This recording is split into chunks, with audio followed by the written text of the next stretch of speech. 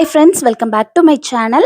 நீங்க இப்பதான் என்னோட வீடியோ ஃபர்ஸ்ட் டைம் பாக்குறீங்கன்னா வீடியோ ஃபுல்லா பார்த்துட்டு பிடிச்சிருந்ததுன்னா சப்ஸ்கிரைப் பண்ணி சப்போர்ட் பண்ணுங்க. இப்போ வாங்க வீடியோக்குள்ள போலாம். ஒரு ரேண்டம் டேல எடுத்த afternoon to night routine vlog தான் பார்க்க போறீங்க. இன்னைக்கு வந்து கொஞ்சமா ஃப்ரூட் கஸ்டர்ட் ரெடி பண்ண போறேன். ரொம்ப நாளைக்கு முன்னாடியே இந்த கஸ்டர்ட் பவுடர் வாங்கி வச்சிருந்தேன். அப்ப செஞ்சுட்டு அப்படியே தூக்கி ஃப்ரிட்ஜுக்குள்ள வச்சிட்டேன். இன்னும் ஒரு 1 மந்த்ல எக்ஸ்பைரி டேட்டும் முடிஞ்சிரும். நெக்ஸ்ட் வீக்ல இருந்து பையனுக்கு சம்மர் ஹாலிடேஸ் விட்டுடுவாங்க. ஊருக்கு போற மாதிரியா இருக்கும். அதனாலயும் ஃப்ரிட்ஜ்ல இருக்க ஒவ்வொரு திங்ஸையுமே சார்ட் அவுட் பண்ணிட்டே வரேன். இதுக்கு முன்னாடிலாம் ஃபுல்லா குளிராவே இருந்தது. அந்த டைம்ல இதெல்லாம் செஞ்சு கொடுக்க முடியல. இப்ப சம்மரும் ஸ்டார்ட் ஆயாச்சு. இனி கொஞ்சம் சில்லுன்னு ஏதாவது குடிச்சா நல்லா இருக்கும்னு சொல்லிட்டு ரெடி பண்ணிட்டு இருந்தேன். இது பண்றதுக்கு 1/2 லிட்டர் அளவுக்கு மில்க் எடுத்திருக்கேன். தண்ணி எதுவுமே சேர்க்கல. ஃபர்ஸ்ட் இந்த பாலை கொதிக்க விட்டுடுங்க. நான் வந்து இந்த ஃபிளேவர்ல இருக்கிற கஸ்டர்ட் பவுடர் தான் வாங்கியிருந்தேன். இதுல வந்து ஒரு 2 ஸ்பூன் அளவுக்கு எடுத்திருக்கேன். இது கூட கொஞ்சம் தண்ணி சேர்த்து லம்ஸ் எதுவுமே இல்லாம கலந்து வச்சிருங்க. நீங்க வந்து கொஞ்சம் பால் கூட சேர்த்து கூட கலந்துக்கலாம். இப்ப இது வந்து தனியா இருக்கட்டும். ஸ்வீட்னஸ்க்கு நான் இன்னைக்கு ப்ரௌன் சுகர் தான் எடுத்திருக்கேன். ஒரு 1/2 கப் அளவுக்கு ப்ரௌன் சுகர் எடுத்திருந்தேன். பால் நல்லா கொதிச்சு வந்ததும் இந்த மிக்ஸை சேர்த்துட்டு லோ ஃப்ளேம்ல ஒரு 2-3 மினிட்ஸ் கலந்து விட்டுட்டோம் அப்படின்னா கொஞ்சம் திக் ஆயிரும். ஸ்டவ் ஆஃப் பண்ணதுக்கு அப்புறமா தான் நான் ப்ரௌன் சுகரை ஆட் பண்ணியிருந்தேன். இந்த கன்சிஸ்டன்சி வந்து கரெக்டா இருக்கும். கொஞ்ச நேரம் கூல் டவுன் ஆனதுக்கு அப்புறமா நம்ம ஃப்ரூட்ஸ் எல்லாம் ஆட் பண்ணி சாப்பிட்றப்போ நல்லா க்ரீமியா இருக்கும். ரொம்ப திக் ஆயிடுச்சு அப்படின்னா புட்டிங்கோட மிக்ஸ் மாதிரி ஆயிடும். நான் இது வந்து லைட்டா ஃபில்டர் பண்ணி எடுத்திருக்கேன். பால்ல வந்து ஆடை இருக்கும் இல்லையா, அதனால அதை மட்டும் லைட்டா ஃபில்டர் பண்ணி எடுத்துட்டு நல்லா ஆறுனதும் ஒரு 2 ஹவர்ஸ் வந்து ஃப்ரிட்ஜுக்குள்ள வச்சுட்டேன். ஒரு 2 ஹவர்ஸ்க்கு அப்புறமா இந்த கஸ்டர்ட்க்கு தேவையான ஃப்ரூட்ஸ் எல்லாத்தையுமே நான் கட் பண்ண போறேன். என்கிட்ட இன்னைக்கு வந்து ஆப்பிள், பொமோகிரானட் அப்புறம் கிரேப்ஸ் இருந்தது. நான் வந்து இது மட்டும் தான் ஆட் பண்ணிக்க போறேன். நீங்க உங்ககிட்ட என்னென்ன ஃப்ரூட்ஸ் இருக்கோ அதெல்லாமே ஆட் பண்ணிக்கலாம். Banana, mango, strawberry, black grapes இந்த மாதிரி எது இருந்தாலுமே நீங்க ஆட் பண்ணிக்கோங்க.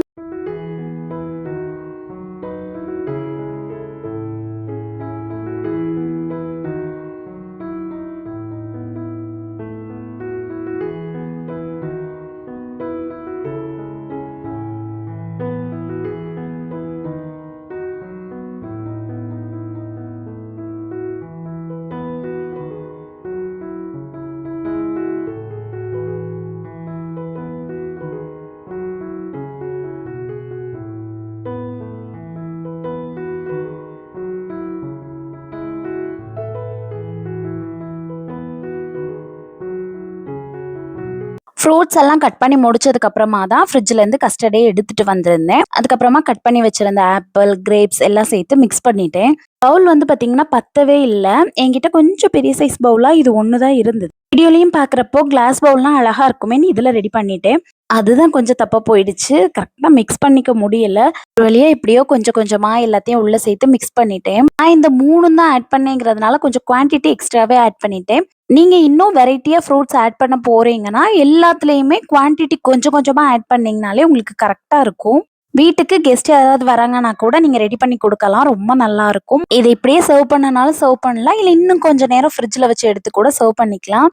இந்த சம்மர் டைம்ல ஒரு தடவையாச்சும் ட்ரை பண்ணி பாருங்க.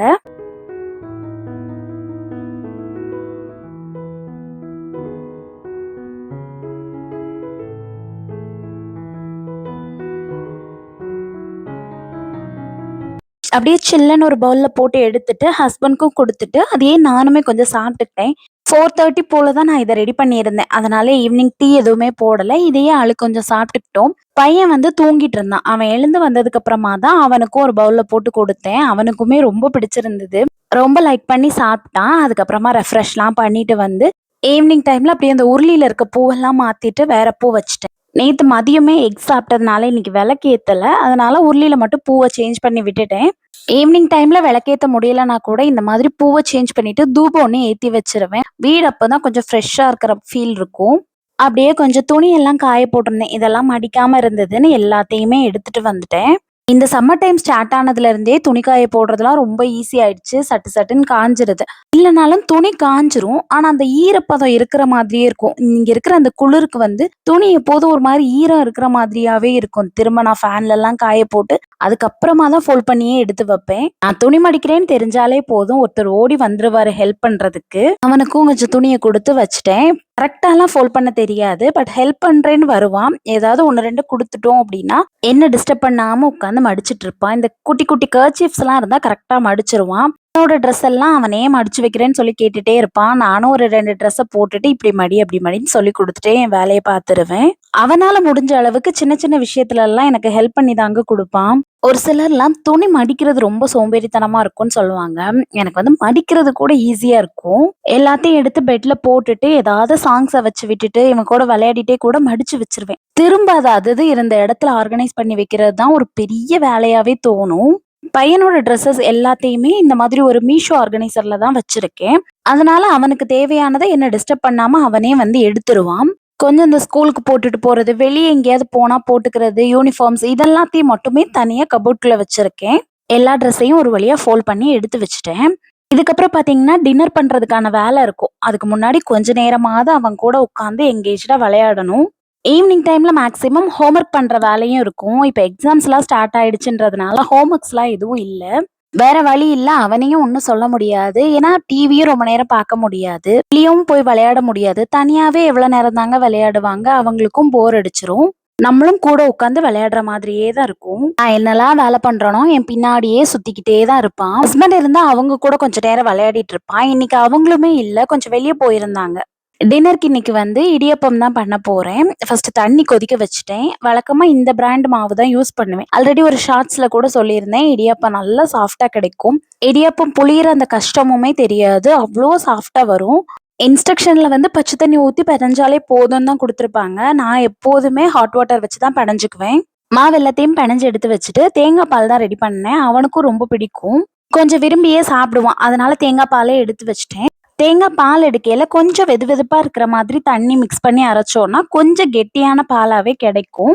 நெறைய பேருக்கு இது தெரியும்னு நெனைக்கிறேன். தெரியலன்னா இந்த டிப் ஃபாலோ பண்ணி பாருங்க. அப்படியே சைட் பை சைட்லயே இடியாப்பமும் புழிஞ்சு எடுத்து வச்சுட்டேன். எனக்கு வந்து இந்த இடியாப்பம் கூட தேங்காய் பால விட முட்டை கிரேவி இல்ல ஏதாவது குருமா வச்சு சாப்பிடுறது தான் அவ்ளோ பிடிக்கும். யாருக்கெல்லாம் அந்த காம்பினேஷன் பிடிக்கும்னு சொல்லி சொல்லுங்க. பையனுக்கு அப்படியே தேங்காய் பால் வச்சு எடுத்து குடுத்துட்டேன். எங்களுக்கு வந்து பாத்தீங்கன்னா, மதியம் வச்சிருந்த கிரேவி இருந்தது. அத வச்சே சாப்பிட்டு முடிச்சுக்கிட்டோம். டின்னர் எல்லாம் சாப்பிட்டு முடிச்சதுக்கு அப்புறமா நெக்ஸ்ட் டேக்கு ஒரு சில ப்ரிப்பரேஷன் ஒர்க் எல்லாம் கொஞ்சமா பார்த்து வச்சுட்டு கிச்சனையும் ஃபுல்லா கிளீன் பண்ணி விட்டுட்டு தூங்க போயிட்டேன். உங்களுக்கு இந்த வீடியோ பிடிச்சிருந்ததுன்னா மறக்காம லைக் பண்ணி சேனலையும் சப்ஸ்கிரைப் பண்ணிக்கோங்க. உங்களோட ஃபீட்பேக்ஸையுமே கமெண்ட்ஸ்ல என் கூட ஷேர் பண்ணிக்கோங்க. தேங்க்ஸ் ஃபார் வாட்சிங்.